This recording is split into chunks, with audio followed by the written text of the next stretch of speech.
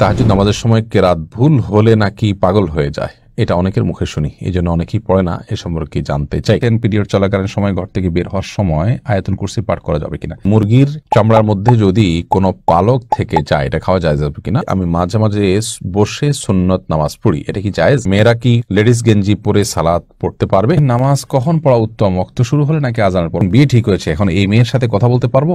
একাকি নামাজ পড়ার সময় কেরাত পড়ার বিধান কি? রুকু এবং বৈঠকে দৃষ্টি কোথায় থাকবে? জুমার খুতবা ছুটে গেলে শুধু জুমার নামাজ পড়লে কি জুমা আদায় হবে? প্রশ্নোত্তরের আলোকিত ভবনে আমরা প্রবেশ করি। মাইমুন আক্তার আপনি লিখেছেন, মুরগির চামড়ার মধ্যে যদি কোনো পালক থেকে যায়, এটা খাওয়া যায় যাবে কিনা? অসুবিধা নেই, হালকা পাতা যদি থেকে যায় এটি খেলে গুনাহ হবে না। শিউলি যেমন আপনি লিখেছেন, আমার নাম শিউলি, আমি মাঝে মাঝে বসে সুন্নত নামাজ পড়ি, এটা কি জায়েজ?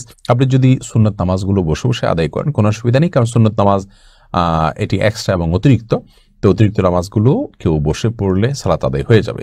যদি তিনি শরীরটা একটু খারাপ লাগছে সেই জন্য বসে পড়েন, তাহলে সেক্ষেত্রে সালাত তার হয়ে যাবে, তবে দাঁড়িয়ে পড়া উত্তম। আর ফরজ সালাতে আপনাকে অবশ্যই দাঁড়িয়ে পড়তে হবে সামর্থ্য থাকলে। সুমাইয়া জান্নাত আপনি লিখেছেন, মাছি নোংরা জায়গায় বসে তারপর শরীরে বসলে আমাদের ওযু বা গোসল করতে হবে কিনা? না, মাছি যদি নোংরা জায়গায় বসে, সে নোংরা জায়গায় বসার কারণে তার পায়ে কিছু নোংরা, তার শরীরে কিছু নোংরা লাগে, সেগুলো আমাদের গায়ে আবার বসলো, তাহলে আমাদের শরীরও লাগে, এতে নাপাক হবে কিনা? উত্তর হবে না। কারণ হলো এত অল্প পরিমাণ নাপাক, এটা ফলশ্রুতিতে আমাদের কাপড় বা শরীর নাপাক হবে না, এবং এতটুকু নাপাক থেকে আসলে বেঁচে থাকা আমাদের জন্য কষ্টসাধ্য, যার কারণে এইটুকু নাপাকের কারণে আমরা আমাদের শরীর বা কাপড় নাপাক হয়ে যাবে না। সাদা শারিয়া লিখেছেন, মাঝে মাঝে ওযু করার পর মনে হয় আমার পাজামা নাপাক হয়ে গেছে, আমি পরে বুঝতে পারি সেটা আসলে হয়নি। এই চিন্তা থেকে কিভাবে বিরত থাকা যায়? প্রায় যদি এরকম হয় তাহলে এরপর থেকে এটাকে আপনি অ্যাভয়েড করবেন, একদম ড্যাম কেয়ার করে আপনি সালাত আদায় করবেন।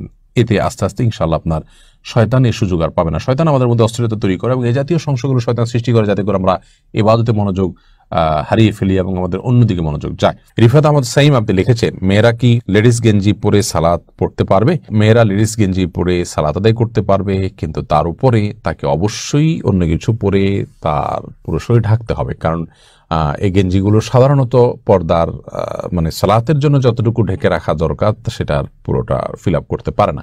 সালাতে একজন নারী তার মুখমণ্ডল এবং দুই হাতের কবজি ছাড়া আর পুরো শরীরকে তিনি ঢেকে রাখবেন, এমনকি চুলগুলো ঢেকে রাখবেন। বিদায় ভেতরে কোন ড্রেস পরছেন এটা ইস্যু না, ইস্যু হলো তা যদি এমন কিছু পয়েন্ট ভেতরে যে এটাতে পুরো শরীর ঢাকা হয় না, তাহলে সেক্ষেত্রে পুরো শরীর ঢাকার জন্য বড় ওড়না আজকাল পাওয়া যায় না, আমাদের ওড়না অথবা বড় কোনো কাপড়, চাদর ইত্যাদি দিয়ে তিনি নিজের শরীরকে ঢেকে সালাত আদায় করবেন। ইয়াসির আরাফাত আপনি লিখেছেন, ডাক্তার দিয়ে কি সুন্নাতে খাতনা করানো যাবে? তারা তো খাতনা করানোর সময় কালিমা পড়িয়ে খাতনা করান না। খাতনা করানোর সময় কালেমা পড়াতে হবে এমন কোনো কথা নেই। তো খাতনা করানোর সময় আপনার নর্মাল প্রসেসে খাতনা করিয়ে ফেলবেন বিসমিল্লাহ বলে, বাস, শেষ, যথেষ্ট।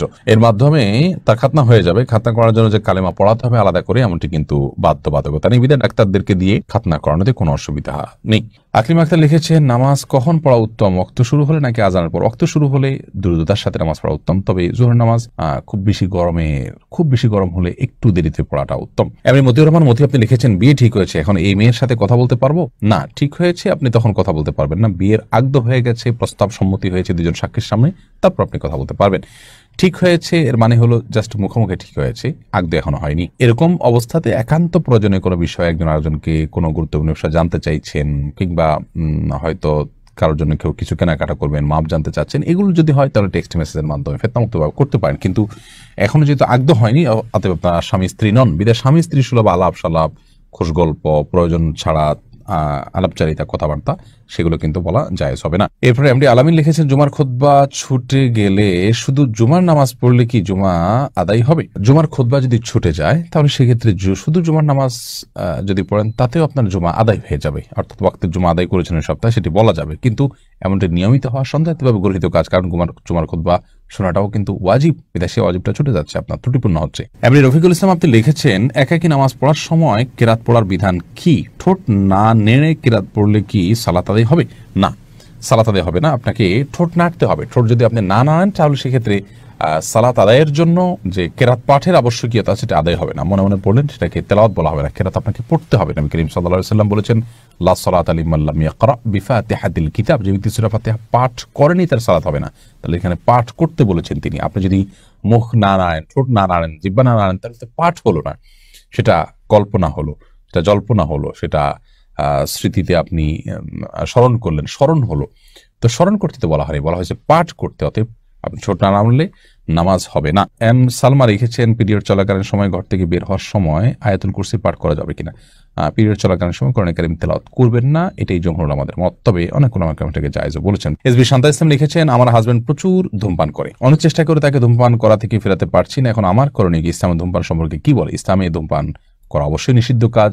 আল্লাহ বলেছেন, রাতুল কবিরা তাহলুকা, যাদেরকে তোমরা ধ্বংসের দিকে ঠেলে দিও না, যেটি ক্ষতিকর হবে আপনার জন্য, আপনি জানেন, আপনাকে আস্তে আস্তে মৃত্যুর দিকে নিয়ে যাবে, নানা রকম রোগ বালাইয়ের মধ্যে ফেলবে, এবং সেটা বাহ্যিক কোনো উপকারিতা নেই, অপকারিতাই বেশি।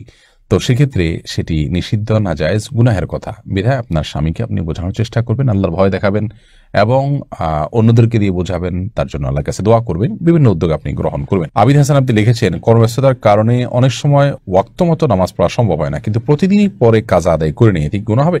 অবশ্যই গুনাহ হবে। নিয়মিত আপনি যদি এটা করেন তাহলে সেটা এক ধরনের অপরাধ, আপনি সালাতকে সমতা আদায় করছেন। আল্লাহ বলেছেন, ইন্নাস সালাতা কানাত আলাল মুমিনিনা কিতাবাম মাওকুতা, নিশ্চয়ই সালাত ইমানদারদের জন্য নির্দিষ্ট সময়ে পড়াটা এটা আল্লাহ তাআলার পক্ষ থেকে অবধারিত ফরজ করা হয়েছে।